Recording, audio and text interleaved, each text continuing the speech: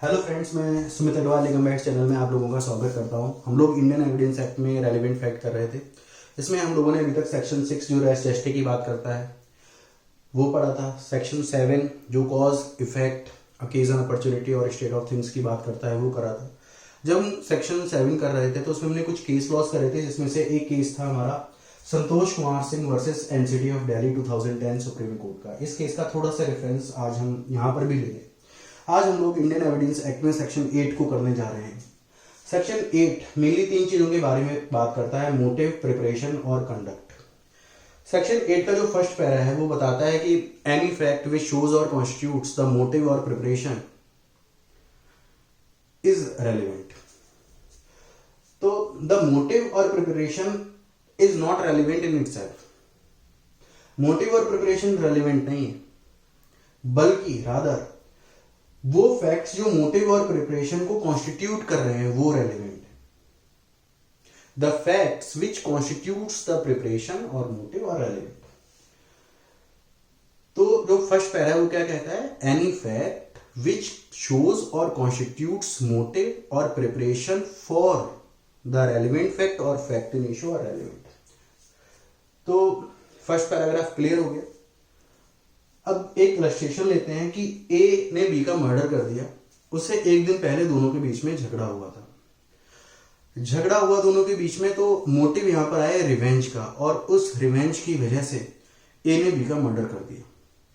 तो जो मोटिव है that pulls a person to do a particular act.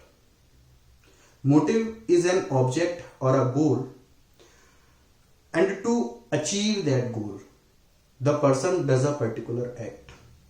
तो जो motive है that pulls a person, attracts the person to do a act, and the question is to be asked why the person has committed the act. तब हमें motive पता लगेगा। जब हम question पूछेंगे कि उस पर्सन ने मर्डर क्यों किया, क्यों, तो आंसर मिलेगा हमें उससे बदला लेना था इसलिए।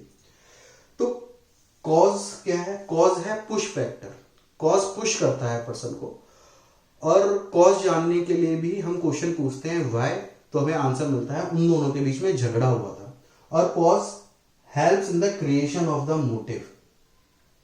तो जो क्वेरल है वो रेलिवेंट हो जाती है यहां पर सेक्शन 8 के अंदर। जब हमें इंटेंशन को प्रूव करना होता है तो हम क्वेश्चन पूछते हैं how the person has committed the act. तो मोटिव में आ जाता है व्हाई और इंटेंशन में आ जाता है हाउ। तो इंटेंशन क्या होती है? इंटेंशन होती है the desire of the person to produce a particular consequence. It is the desire of the person to produce a particular consequence. ये इंटेंशन है। जैसे ए बी का मर्डर करना चाहता था बदले की भावना से, इसलिए उसने ए के चेस्ट पर गोली मारी। पैर में भी तो मार सकता था, वो सिर्फ उसकी इंटेंशन थी उसको जान से मारने की, इसलिए उसने उसकी चेस्ट पर गोली मारी। यानी कि manner of the act to be seen, how the act has been perform. तो उससे हमें इंटेंशन का पता चलता है। तो unlike motive intention is to be examined by the conduct of the person concerned. We are required to see whether the conduct of the person is such that the manifested desire produce the consequence with certainty. यानी कि उसने act को इस तरीके से अंजाम दिया है कि उसकी जो इंटेंशन है वो फुलफिल हो गई है। तो to examine the intention, the question is to be asked how the person has done the act. तो क्राइम की जो स्टेजेस होती हैं उसमें पहली स्टेज होती है आपकी मोटिव, दूसरी स्टेज होती है आपकी प्रिपरेशन, तीसरी स्टेज आती है आपकी अटेम्प्ट की, और फिर अटेम्प्ट सक्सेसफुल हो जाता है तो क्राइम आपका कमिट हो जाता है। तो preparation is the second stage of the crime. Preparation is the creation of the platform on which the crime to be committed. It is the creation of the circumstances. जैसे ए ने revolver खरीदी, उसमें bullets डाली, ये preparation है। ए ने B को अपने घर पर इनवाइट करा, खाना कुक किया, उसके अंदर पॉइजन मिलाया और डिनर की टेबल पर खाना सर्व कर दिया, ये प्रिपरेशन है। तो प्रिपरेशन, तो any fact which creates the preparation, यानी कि जहर का खरीदना, खाने का बनाना, खाने में जहर को मिलाना और उस पर टेबल पर रखना, ये रेलिवेंट हो जाता है यहां पर। उसके बाद आता है नेक्स्ट हमारा कंडक्ट। कंडक्ट क्या है? Conduct is the outward behaviour of the person. हम कैसा बिहेव कर रहे हैं दुनिया के सामने, वो कंडक्ट है। तो एनी पार्टी और एजेंट टू द पार्टी, जो सिविल मैटर होते हैं उसमें पार्टी अगर अपेयर नहीं होती तो उसका एजेंट भी अपेयर हो सकता है, या जो काउंसिल हैं या जो लॉयर हैं वो भी एजेंट ही माने जाते हैं पार्टी के। तो एनी पार्टी और agent to the party to the suit और प्रोसीडिंग। सूट और प्रोसीडिंग वो क्रिमिनल प्रोसीडिंग भी हो सकती है हमारी और सिविल प्रोसीडिंग भी हो सकती है। तो जो पार्टी है उनके एजेंट हैं किसी सूट या प्रोसीडिंग के अंदर, उनका कंडक्ट जो है रेलिवेंट हो जाता है, ठीक है। और उनका कंडक्ट होना चाहिए आपका in reference to the fact in issue और रेलिवेंट फैक्ट, तो वो रेलिवेंट हो जाता है। उसके बाद तीसरा आ जाता है इसमें victim. Offence against whom is the subject of suit और प्रोसीडिंग, यानी कि जिस पर्सन के ऊपर ऑफेंस हुआ है तो उसका कंडक्ट भी रेलिवेंट हो जाता है, क्योंकि victim is the subject of the suit और द प्रोसीडिंग। जो सिविल मैटर होता है उसमें दो पार्टी होती हैं, एक प्लेंटिफ होता है, एक रिस्पोंडेंट होता है। और जो क्रिमिनल मैटर होता है उसमें अगर विक्टिम एफआईआर लिखाता है तो जो पार्टी बनती है जनरली स्टेट बनती है, और अगर विक्टिम कंप्लेन लिखाता है तो विक्टिम जो एक पार्टी बन जाता है। तो विक्टिम का जो कंडक्ट है वो रेलिवेंट हो जाता है। विक्टिम जब एफआईआर लिखाता है तो वो विटनेस माना जाता है। जैसे अब हम एक एग्जांपल लेते हैं, जैसे ए और बी के बीच में केस चल रहा है और जो ए का लॉयर है वो ब्राइब देता है अपोजिट पार्टी के विटनेसेस को खरीदने के लिए। तो लॉयर जो है वो एक एजेंट है और उसका जो कंडक्ट है विटनेसेस को खरीदना, because the evidence can not be proved in relation to the fact in issue और द रेलिवेंट फैक्ट, तो इनका जो कंडक्ट है रेलिवेंट हो जाता है। तो क्या है कंडक्ट ऑफ एनी पार्टी और agent to the party to the suit और proceeding in relation to the fact in issue or a relevant fact, and the conduct of the person, the offense against whom is committed to in the suit or the proceeding is the subject of the suit or proceeding, and influences are influenced by the fact in issue or the relevant fact. तो ये जैसे एक example लेते हैं यहाँ पर हम समझने के लिए, Santosh Kumar Singh versus NCT of Delhi 2010 supreme court का। यहाँ पर जो पर्सन है संतोष कुमार सिंह, ये रेप और मर्डर के केस में अंदर जाते हैं। तो हमने इस केस को पढ़ा था सेक्शन 7 में, जब हमने पढ़ा था तो इनसे क्वेश्चंस पूछे जाते हैं कि ये आपके चोट कैसे लगी, इंजरी कैसे हुई। तो ये कहता है कि एक्सीडेंट हो गया था। तो it is a part of the investigation to interrogate mister Santosh Kumar Singh and his conduct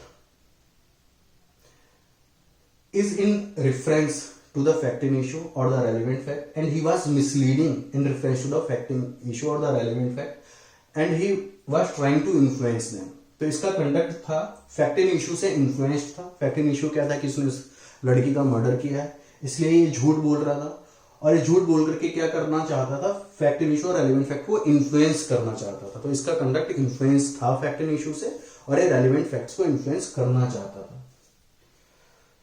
उसके बाद इससे पूछा गया कि जो वाइजर है वो कैसे टूट गया, तो वहां पर भी इसने झूठ बोला कि हाँ एक्सीडेंट हो गया था इसलिए वाइजर टूट गया, जबकि सुबह जो वाइजर था कैंटीन मैनेजर के स्टेटमेंट के मुताबिक और पीएसओ के स्टेटमेंट के मुताबिक इंटैक्ट था। और उसके बाद उसका वाइजर टूट गया, वाइजर के टुकड़े जो थे स्पॉट के ऊपर पाए गए थे। उसके बाद इसने प्ली ऑफ एलिबाई का सहारा लिया था, प्यून को धमकाया था कॉलेज में। तो प्ली ऑफ एलिबाई भी जो थी वो इसकी गलत थी, वो भी इसके सब्सिक्वेंट कंडक्ट को बताता है, और ये सेक्शन 8 में रेलिवेंट हो जाता है। उसके बाद नेक्स्ट केस आता है हमारा विक्टिम। विक्टिम कौन है? विक्टिम को सेपरेटली लिखा जाता है क्रिमिनल मैटर में, क्योंकि कई पार्टीज हो सकती हैं विक्टिम के अलावा भी। स्टेट पार्टी होती है क्रिमिनल मैटर में एक, और विक्टिम जो है विटनेस भी होता है कई बार। जो विटनेस है वो सेक्शन 8 में, विटनेस का जो कंडक्ट है वो सेक्शन 8 में रेलिवेंट नहीं होता है।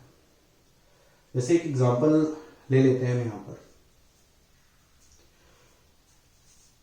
ए और बी दोनों किसी केस में एक्यूज्ड हैं, ए के खिलाफ पर्याप्त एविडेंसेस नहीं है हमारे पास, और जो बी है, जो पर्सन बी है वो बन जाता है अप्रूवर, और सेक्शन 306 ऑफ सीआरपीसी में उसको पार्डन मिल जाती है।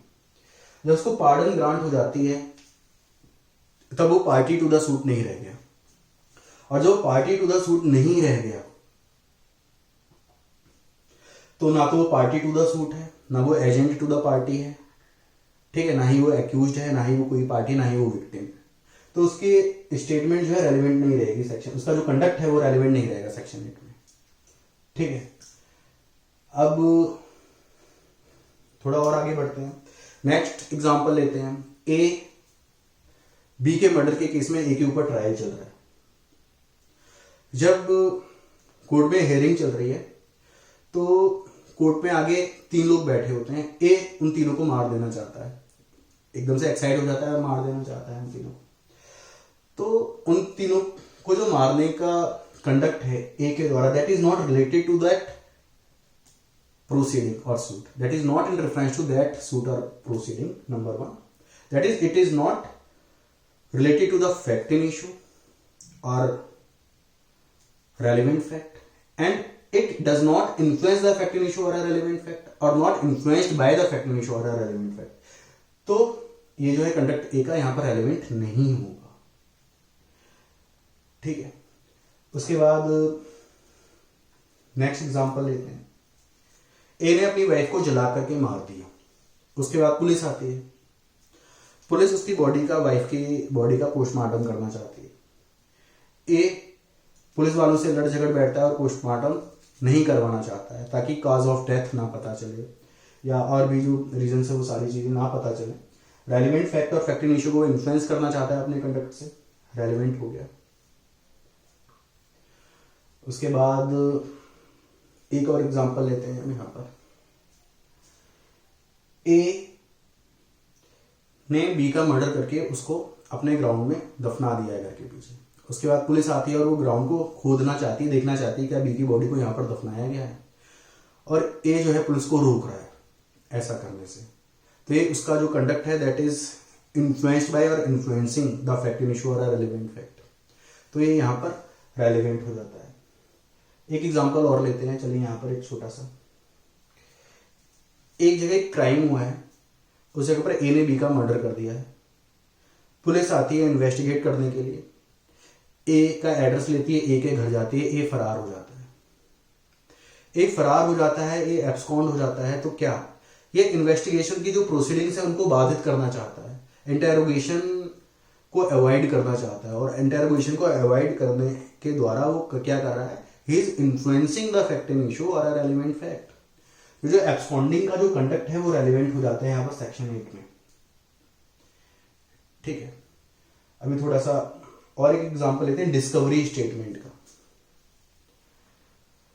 कोई पर्सन है, वो पुलिस को एक पर्टिकुलर जगह पर ले जाता है और पिन पॉइंट करके बताता है हाथ से कि यहां पर कुछ है, और वहां पर पुलिस को मर्डर वेपन बरामद होता है।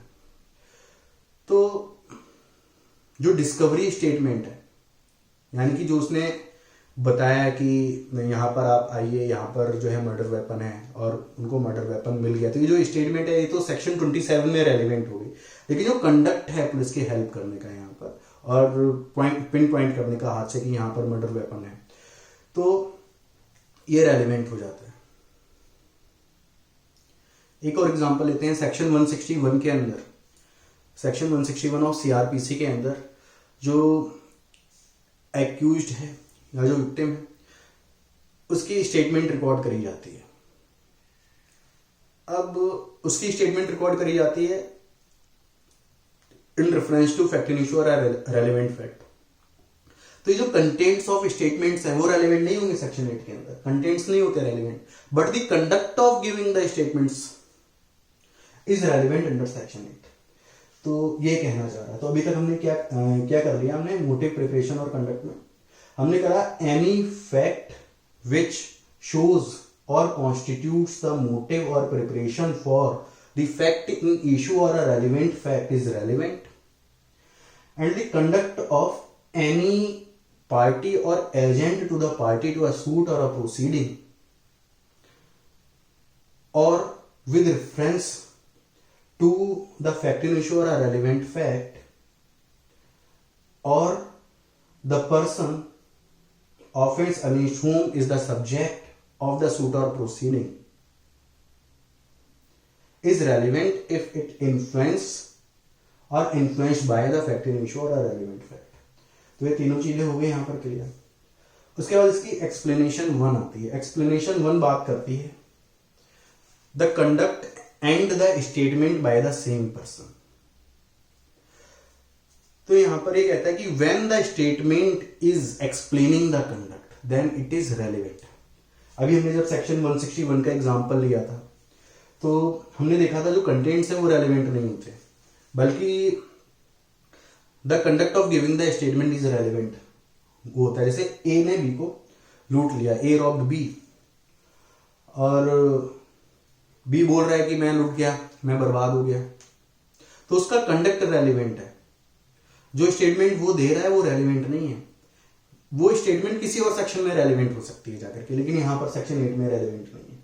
But the statement is such that it is explaining the conduct then it is relevant. जैसे ए चिल्ला रहा है, अपने बाल खींच रहा है, रो रहा है, चिल्ला रहा है कि मैं लुट गया, तो here the statement is explaining the conduct, तो वो रेलिवेंट हो जाएगी एक्सप्लेनेशन उनके अंदर। जैसे ए ने बी को लूट लिया, अब बी जाता है पुलिस में एफआईआर लिखवाने के लिए, तो जो कंडक्ट है एफआईआर लिखवाने का वो सेक्शन 8 में रेलिवेंट हो गया, लेकिन जो कंटेंट्स है एफआईआर के वो रेलिवेंट नहीं है। लेकिन अगर वो एफआईआर में कुछ ऐसी चीज लिखवा देता है कि ऐसी स्टेटमेंट लिखवाता है एफआईआर में कि that statement explaining the conduct, तो वो रेलिवेंट हो जाएगी सेक्शन 8 में। उसके बाद एक्सप्लेनेशन 2 में आ जाते हैं। एक्सप्लेनेशन 1 में सेम पर्सन है, एक्सप्लेनेशन 2 में सेम पर्सन नहीं है। यहां पर जो दूसरा पर्सन है हो सकता है वो पार्टी टू द सूट नहीं है। हमने यहाँ पर पढ़ा था ना, कंडक्ट को पढ़ रहे थे कि पार्टी और एजेंट टू द सूट और प्रोसीडिंग। यहाँ पर जो अदर पर्सन है वो पार्टी टू द सूट नहीं है, वो अदर पर्सन है। तो अदर पर्सन की स्टेटमेंट अगर किसी party to the suit person के कंडक्ट को इन्फ्लुएंस करती है तो वो स्टेटमेंट जो है रेलिवेंट हो जाती है। जैसे एक एग्जांपल लेते हैं यहाँ पर कि एक क्राइम हुआ है, ए ने बी का मर्डर कर दिया है मान लीजिए, और सी ए को लेटर लिख करके बताता है कि भाई इंक्वायरी होने वाली है तुम्हारे अगेंस्ट, और उस लेटर को पढ़ के ए फरार हो जाता है, एब्सकॉन्ड हो जाता है। तो यहां पर जो लेटर है, letter is a statement, letter is in the form of the statement by the other person who is not a party और एजेंट टू द सूटर और proceeding, but his statement is influencing the conduct of the party, then it is relevant under explanation 2 to section 8। I think आप लोगों को clear हो गया होगा यहाँ पर। अब इसके बाद नेक्स्ट सेशन में हम लोग सेक्शन 9 को पढ़ेंगे। और अगर आप लोगों को ये सेशन अच्छा लगा हो तो प्लीज़ इसको लाइक कीजिए, शेयर कीजिए, और ज़्यादा से ज़्यादा हो सके सब्सक्राइब कीजिए, और कमेंट करके बताइए कैसा लगा। Thank you.